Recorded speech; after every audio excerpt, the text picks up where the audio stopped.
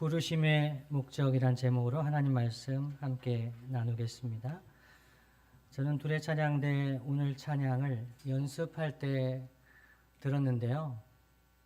죄짐 맡은 우리 구주 어찌 좋은 친구인지 하는데 끝나버렸어요. 그냥 얼마나 우리 주님이 내 죄짐을 맡으셨다는 수고하고 무거운 짐, 내 인생의 짐, 날마다 그 짐을 맡아주신다는 것. 어찌 좋은 친구인지. 그 믿음이 나에게 있다는 것도 놀라운 것인데 그 믿음이 우리 둘의 찬양대와 성도들에게 있다는 것이 저는 더 놀랍다는 것을 목회하면 할수록 느끼게 됩니다. 제가 믿는 그 주님이 우리 봉경 형제, 주님이죠? 네, 아멘, 아멘. 오늘 1절 말씀 보시면 베드로는 예수 그리스도의 종이며 사도라고 하면서 자신을 그렇게 소개하면서 성도들에게 편지를 보냅니다. 뭐라고 하냐면 동일하게 보배로운 믿음을 함께 받은 자들에게 동일하게 보배로운 믿음을 함께 받았다. 베드로는 좀 더 센 믿음을 받지 않았겠습니까? 어떻습니까, 여러분? 금과 같은 믿음, 다이아몬드 같은 믿음, 좀 오늘 세례받고 입교한 우리 자매님들은 금과 같은 믿음 같은데 나는 좀 이렇게 쇠 같은 믿음, 돌 같은 믿음일까? 근데 베드로 사도는 의심 없이 우리가 동일하게 보배로운 믿음을 함께 받았다. 한 성도가 되었다. 그러면서 그 성도들에게 편지를 하고 있는 거죠. 오늘 세례받고 입교한 자매 여러분, 정말 동일하고 보배로운 믿음을 함께 받았습니까? 아멘, 아멘, 아멘. 그 믿음을 하나님 선물로 주셨습니다.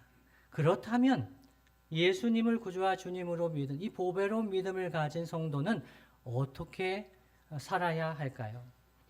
여러분 받으신 주보 내용에 보시면 오늘 세례받고 입교한 우리 자매님들 그리고 유아세례 이 부모님들의 그 간증과 소감 내용이 있습니다. 그것을 보시면 우리 구송은 자매가 이렇게 간증하고 있어요. C.S. 루이스의 나니아 연대기에 투영된 그 하나님처럼 하나님은 우리를 아들이나 딸이라는 어떤 이유나 조건으로 그런 거 없이 조건 없이 사랑해 주신다는 것은 알겠다는 거예요. 그것을 믿게 된 것도 너무나 감사한 믿음이죠.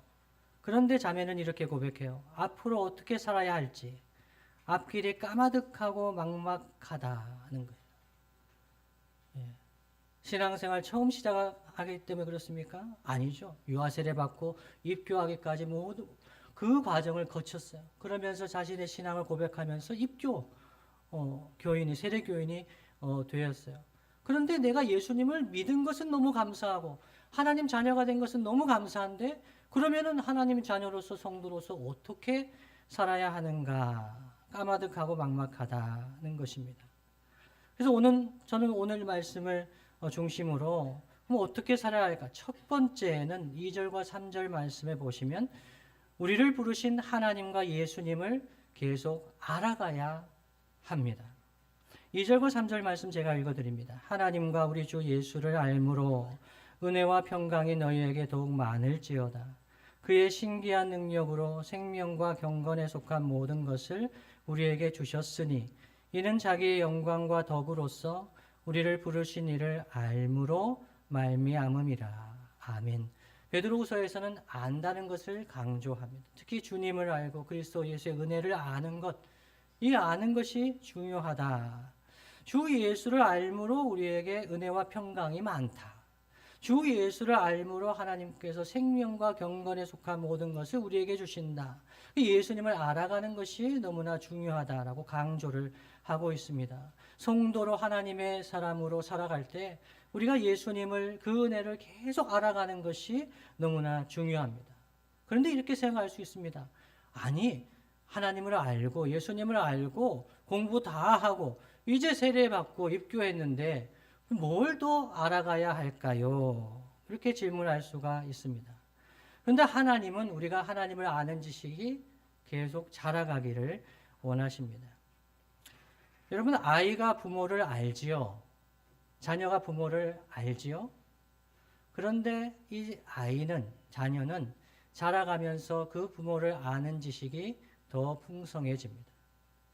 청소년기가 되면서 부모님을 생각했던 것, 청년이 되고 장년이 되면서 부모님을 생각하고 부모님을 알아가는 것이 달라집니다. 성숙하게 됩니다. 우리가 타인을 알아갈수록 관계는 더 깊어지고 견고해집니다. 어떤 사람도 그 사람을 만나고 교제하고 그러면서 알아가면서 그 관계는 깊어지지요.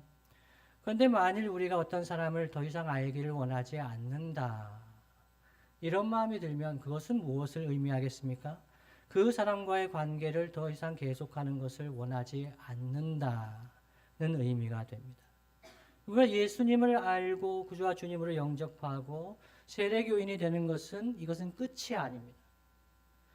우리가 이 믿음을 받은 것도 감사하고 성도로 살아가는 것 너무나 감사한데 이제는 어떻게 살아야 하는가? 예수님을 더 알아가야 한다는 것. 하나님을 더 알아가야 하는 것. 이것이 복입니다. 주 예수를 알므로 은혜와 평강이 우리에게 넘치게 됩니다. 주 예수를 알므로 생명과 경건에 속한 것을 우리에게 부어주시는 것을 경험하게 되는 거죠. 그러나 예수님을 더 알기를 원하지 않고 하나님을 더 알기를 원하지 않는다는 것은 나와 하나님과의 관계에 뭔가 심각한 문제가 있다는 것을 가리키는 표징입니다. 내가 하나님을 더 알아가고 있는가? 내가 하나님의 은혜를 날마다 더 알아가고 있는가? 이것이 내 영이 살아있는가? 하나님과의 관계가 어떠한가를 드러내 주는 것이죠. 예수님을 알아가며 하나님을 더 알아갈수록 은혜와 평강이 더욱 많아지게 됩니다. 우리 김무정 자매님이 그 간증문을 적으시는데 그 내용은 양 목사님이 들으시고 이제 글을 작성해 주신 거예요. 근데 저는 그것을 보면서 너무 감사했던 게 무정 자매님이 예수님 믿으시고 마음이 편해지셨죠. 예, 그렇다는 거예요. 예수님을 알게 되고 예수님에 대해서 영화를 보게 되고 알아가면 알아갈수록 마음에 뭐가 있다고요? 은혜와 평강이 가득하게 됩니다. 그래서 예수님이 내 안에 보배로운 믿음을 동일하게 해주셨다는 것을 우리가 깨닫게 되고 감사하며 찬송하게 되는 것이죠. 우리가 함께 오늘 참여한 성찬도 그렇습니다. 우리가 이 성찬은 보는 설교라고 합니다. 제가 하는 이 설교는 듣는 설교라고 할 수 있지요. 성찬은 보는 설교, 참여하는 설교입니다. 하나님 말씀을 주님의 살과 피를 직접 보면서 참여합니다. 이 성찬 성례식에 참여하면서 우리는 무엇을 알아갑니까? 주님을 알아갑니다. 주님의 은혜를 더 알아갑니다. 그러면서 이전의 성찬식에 참여했을 때보다 주님을 더 알아갈수록 그 성찬식에 참여하면서 남다른 은혜를 경험하게 되는 것이죠. 그래서 우리가 하나님을 알아가는 것, 은혜와 평강과 생명과 경건에 속한 모든 것을 받아 누리는 것은 하나님의 소원입니다. 그렇다면 여러분, 예수님을 알아가고 그 은혜를 알아가고 하나님의 은혜와 평강을 받으면서 결국 하나님은 어떠한 삶을 살기를 원하셨을까요? 4절 말씀에 주목해 보기를 원합니다. 4절 말씀 다 함께 한번 읽어보겠습니다. 시작. 이로써 그 보배롭고 지극히 큰 약속을 우리에게 주사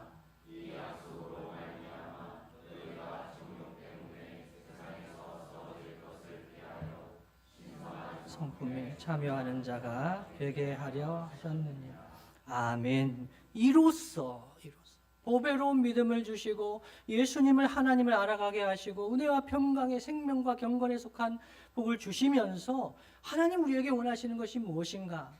소극적으로는 정욕 때문에 세상에 썩어질 것을, 그런 것을 위해 살아가는 삶을 피하게 하시려는 거죠. 사랑을 받고 은혜를 받다 보면은 처음으로 나타나는 것이 현상이 그겁니다. 제가 예수님을 만났을 때 처음 나타났던 현상이 하나님 저 이렇게 살고 싶지 않아요 였습니다. 저 이렇게 살고 싶지 않아요. 저희 집에서 도박판이 벌어져 있는데 즐겁게 도박을 하고 있는데 그 수련의 은혜를 받고 그 집에 들어갔는데 그 도박장을 보면서 평소 같으면 어떻게 했어야 된다고요? 같이 참여해서 코이노니아입니다. 참여하다. 가가지고 같이 참여해서 그 기쁨을 누리고 슬픔도 누리고 그러면서 살았습니다. 제가 불과 며칠 전까지 그랬습니다. 그런데 하나님의 은혜를 받고 하나님의 사랑을 깨닫고 집에 왔더니 그 모습을 보면서 제 마음속에 울려 퍼졌던 그 소원이 무엇이었냐면 하나님, 저 더 이상 이렇게 살고 싶지 않아요. 이것은 제가 그런 마음을 가진 것이 아니라 성령께서 제 안에 그 역사하시는 결과였다는 거죠. 새 번역은 이 부분을 이렇게 번역합니다. 여러분이 세상에서 정욕 때문에 부패하는 사람이 되는 것이 아니라 라고 합니다. 하나님은 우리에게 보배로운 믿음을 주셨는데 그 믿음을 받은 성도들은 이렇게 살지 말아야 되겠구나. 이런 마음을 첫째 갖게 되고요. 두 번째는 소극적으로는 이 세상에 썩어질 것을 피하게 하시고 적극적으로는 신성한 성품에 참여하는 자가 되게 하려 하셨다고 합니다. 이것이 하나님의 약속이 하나님의 소원이었다고 하는 거죠. 이 신성한 성품에 참여하는 자가 되게 하려 하셨다는 거 세 번역으로 보면 하나님의 성품에 참여하는 자가 되게 하려 하시는 것을 가리킵니다. 하나님의 성품, 다른 말로 하면 하나님을 닮은 사람이 되게 하시려는 것이 하나님의 약속이자 소원입니다. 하나님 우리를 부르실 때 동일하게 보배로운 믿음을 주시고 하나님 자녀 삼으시고 하나님 백성 삼으셨을 때 하나님께서 소원하신 목적이 있었는데 그것은 하나님 닮은 사람이 되게 하려 하시려는 것이었습니다. 그래서 베드로는 5절에서 7절까지 말씀에서 힘써 신성한 성품, 하나님의 성품에 참여하는 자가 되라고 합니다. 5절에서 7절까지 말씀을 제가 읽어드립니다. 그러므로 너희가 더욱 힘써 너희 믿음의 덕을, 덕의 지식을, 지식의 절제를, 절제의 인내를, 인내의 경건을, 경건의 형제 우애를, 형제 우애의 사랑을 더하라. 아멘. 하나님의 소원이라는 거죠. 그런데 이 각 성품에 대해서 오늘 말씀을 드리면 너무 예배가 길어지기 때문에 다음 기회로 넘기고 오늘은 이 하나님의 성품, 신성한 성품에 참여하는 자가 되는 것, 이 하나님을 닮아가는 것이 어떤 유익이 있는지에 대해서 말씀을 전하기를 원합니다.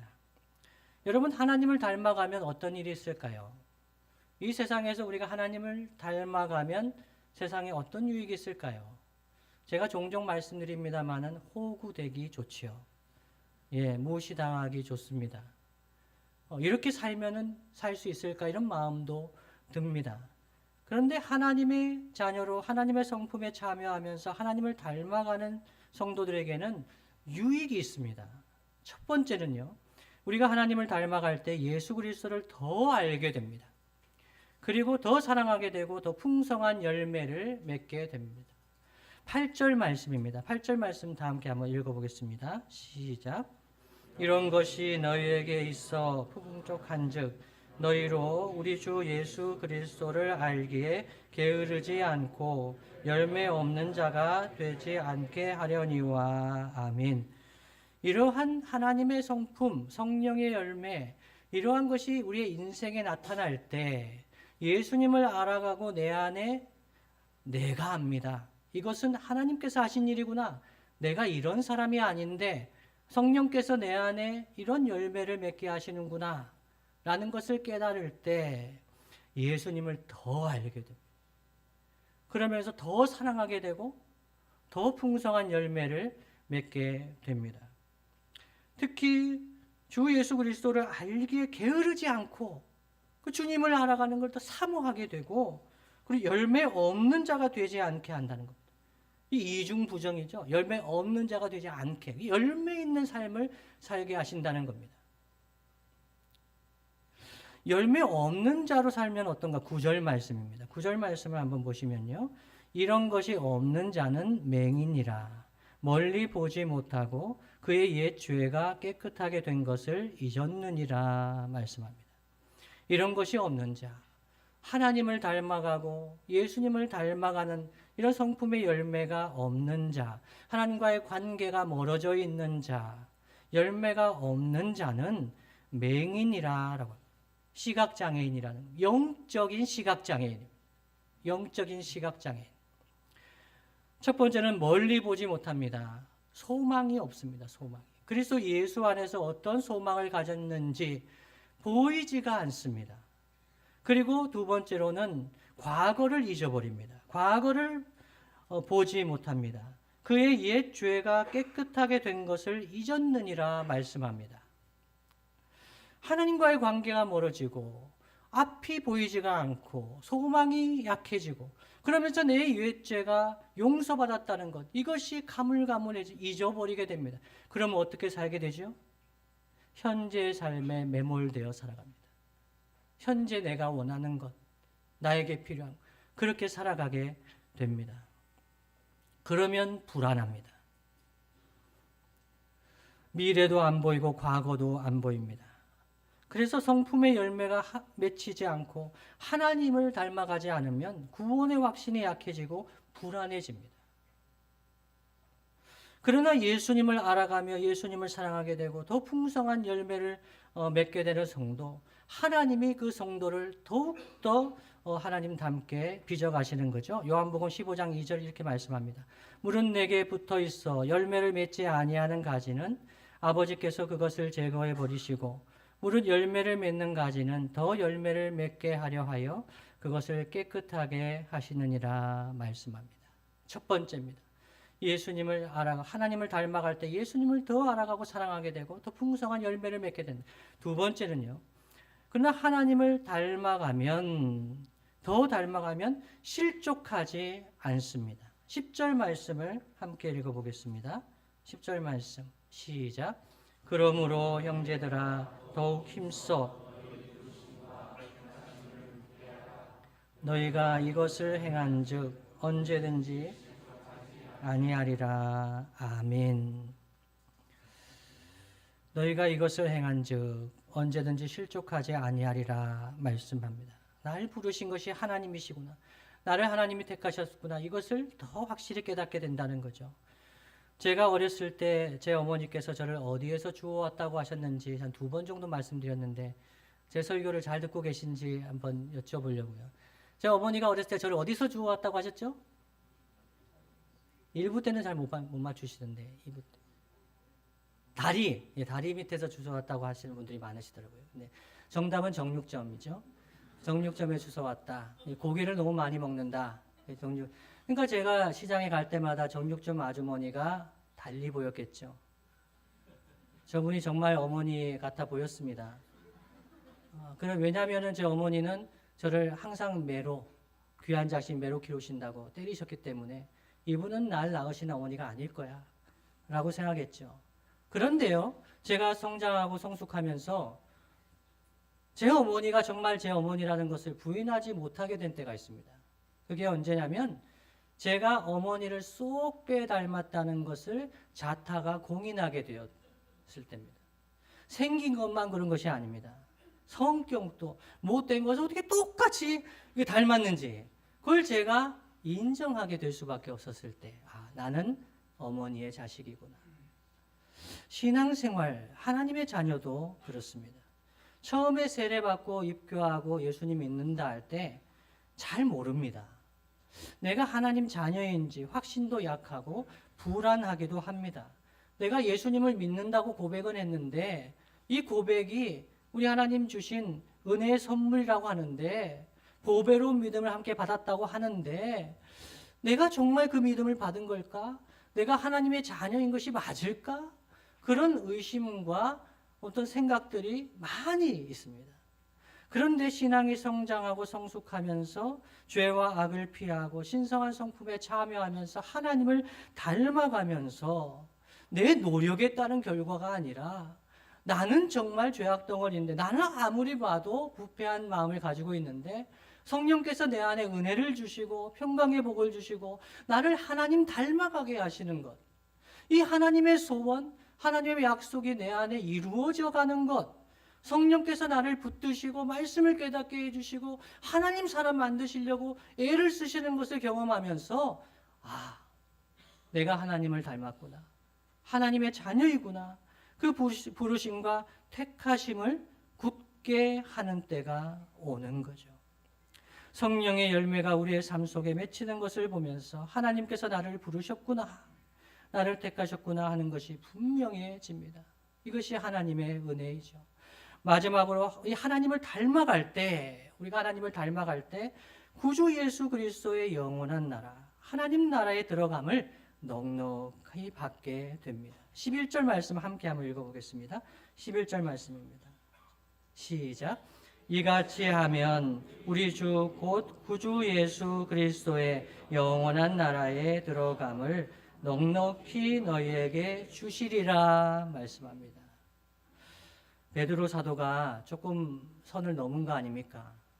어떻게 어떤 사람이, 어떤 이 성도들이 아직 예수님 믿은 지 얼마 안 될 것 같은데 이 성도 이렇게 하면, 이같이 하면 우리 주 곧 구주 예수 그리스도의 영원한 나라, 천국이라고 할 수 있겠죠. 이 영원한 나라 천국에 들어가면 넉넉히 너희에게 주시리라. 어떻게 이렇게 확신할 수가 있을까요? 세번역 성경에 보면 또한 여러분은 우리의 주님이시며 구주이신 예수 그리스도의 영원한 나라에 들어갈 자격을 충분히 갖출 것입니다. 라고 베드로 사도는 믿음으로 고백하고 있어요. 어떻게 이걸 믿을 수가 있을까요? 그들이 하나님을 닮아가고 신성한 성품에 참여하면서 천국에 이르도록 그들이 넉넉히 천국에 들어가도록 그렇게 성장하고 성숙할 거다. 어떻게 믿을 수가 있을까요? 베드로는 그들의 삶 가운데 하나님을 닮아가고 있는 사람들은 이 땅에서도 이미 하나님 나라 백성으로서의 삶을 시작한 것을 보았습니다. 우리가 하나님 나라 백성인 것은 이미 이루어진 일이죠. 구주 예수를 구주로, 주님으로 영접하면서 우리는 하나님의 자녀가 되었습니다. 하나님 나라 백성이죠. 동일하게 보배로운 믿음을 가졌습니다. 그런데 그 하나님 나라 백성으로서의 삶은 우리가 죽어서 시작되는 것이 아닙니다. 우리가 이 땅 죽어서 어떻게 되는지 보자. 그렇지 않습니다. 이미 이 땅 살아가는 동안에 하나님 나라 백성으로서 살아갑니다. 우리를 통해 주님의 몸된 교회를 통해서 하나님 나라가 이 땅 가운데 임하고 확장되어 갑니다. 성령께서 우리 안에 역사하셔서 하나님을 닮아가게 하십니다. 예수님을 닮아가게 하십니다. 성령의 열매를 맺게 하십니다. 하나님 나라의 삶이 시작이 되었습니다. 그래서 하나님을 닮아가는, 예수님을 닮아가는 성도들을 보면 하나님께서 그들을 붙드시고 성령께서 도우셔서 그들이 구주 예수 그리스도의 영원한 나라에 넉넉히 들어갈 것을 확신하게 되는 것이죠. 그 성도들을 신뢰했기 때문이 아니라, 그 성도들이 끝까지 믿음으로 인내할 것을 신뢰했기 때문이 아니라, 그들 안에 역사하시고 하나님을 닮아가게 하시는 성령께서 그들을 끝까지 붙드시고 하나님의 뜻을, 약속을 이루실 것을 믿었기 때문입니다. 말씀을 마무리하겠습니다. 주님이 사랑하시는 성도 여러분, 오늘 세례교인, 입교인 되신 우리 자매님들, 우리는 이제 성도라는 말을 자주 듣게 됩니다. 성도는 어떤 호칭일까요? 성도는 마땅한 호칭이 없을 때, 목사 아니고 중직자가 아니고 집사 아닐 때, 그때 부르는 호칭이 성도가 아닙니다. 성도는 저도 성도요, 여러분도 성도입니다. 타인을 낮게 부르는 호칭이 아닙니다. 성도는 거룩한 하나님의 사람들입니다. 동일하게 보배로운 믿음을 함께 받은 자들입니다. 그래서 우리는 모두 신성한 성품에 참여하며 하나님을 닮아갑니다. 그런데 성도에게는 고통이 있습니다. 성도에게 있는 고통 중에 하나는 우리가 예수님을 구주와 주님으로 믿는 이 보배로운 믿음을 가지고 있는데 내가 믿지 않는 사람과 별로 다르지 않는 것 같이 느껴질 때 고통이 있습니다. 타인을 볼 필요가 없습니다. 다른 사람이 예수님을 닮아가고 있는지, 다른 사람이 예수님 하나님을 닮았는지 볼 필요가 없습니다. 성도에게 있는 고통은 내가 이 믿음을 받아 하나님 자녀가 되었는데 내가 예수님을 닮아가고 하나님을 닮아가야 되는데 이것이 하나님의 소원이자 약속인데 내가 성장하면 성숙할수록 하나님을 닮기는커녕 죄와 악이 우리 안에 있는 것을 깨닫게 될 때 우리 안에 고통이 있는 것이죠. 그러나 우리는 뒤로 물러날 수가 없습니다. 돈과 권력과 쾌락 같은 것, 세상에 썩어질 것을 더 탐하거나 정욕을 쫓아 살아갈 수가 없습니다. 왜 그렇습니까? 우리는 존귀한 하나님의 자녀요, 하나님의 성도요, 거룩한 백성이기 때문에 하나님께서 우리를 정욕을 따라서 그 썩어질 것을 따라 살아가지 아니하고 하나님의 성품에 참여하는 자가 되게 하시려고 우리에게 보배로운 믿음을 주신 것을 우리가 알기 때문에 우리는 뒤로 물러나지 아니하며 소망을 가지고 앞으로 나아가며 하나님을 닮아가기 위해 힘써 나아가는 것입니다. 낙심하지 아니합니다. 내 모습이 비록 보잘것없어 보여도 성령께서 붙드시고 예수님을 알아가게 하시고 더 성장하고 성숙하게 하실 것을 믿기 때문입니다. 그래서 노사도 베드로는 베드로후서 맨 마지막에 이렇게 권면합니다. 베드로후서 3장 18절 말씀입니다. 오직 우리 주 곧 구주 예수 그리스도의 은혜와 그를 아는 지식에서 자라가라. 영광이 이제와 영원한 날까지 그에게 있을지어다. 아멘. 오늘 세례받은 입교받은 자매님들, 이것은 마지막이 아닙니다. 이제는 시작입니다. 오직 우리 주 곧 구주 예수 그리스도의 은혜와 그를 아는 지식에서 자라가시기를 축복합니다. 초이 자매가 간증문을 쓰면서 저는 너무 감동이 되었습니다. 예수님을 주님으로 영접하고 예수님을 알아가면서 성장하고 있다는 것을 그 간증문을 통해서 볼 수가 있습니다. 특별히 예수님을 믿기 전에 나와 예수님을 믿고 난 이후에 내가 어떻게 다른지를 알아가고 계시죠? 네. 이것이 초이 자매가 공부해서 연구해서 얻은 것이 아니라 동일하게 우리가 받은 동일한 믿음을 초이 자매에게 주시고 이전에 알던 예수님, 지금 아는 예수님이 다르고 2026년에는 더 은혜를, 그 주님의 은혜를 또 주님을 더 풍성하게 알아가시기를 간절히 바랍니다. 성도 여러분, 작년보다 올해 주 예수 그리스도를, 우리 예수님의 사랑을 더 잘 알게 되셨습니까? 이것이 우리 하나님 우리 안에서 역사하시는 것입니다. 이전보다, 작년보다 올해, 올해보다 내년, 예수님의 은혜와 예수님을 아는 지식에서 자라갑니다. 주님 다시 뵐 때까지 날마다 주님을 더 알아가고 더 사랑하게 되고 더 닮아가며 하나님 나라의 삶을 지금 여기에서부터 영원까지 행복하게 살아가는 저와 여러분 되시기를 예수님의 이름으로 축복합니다. 다 함께 찬송합니다.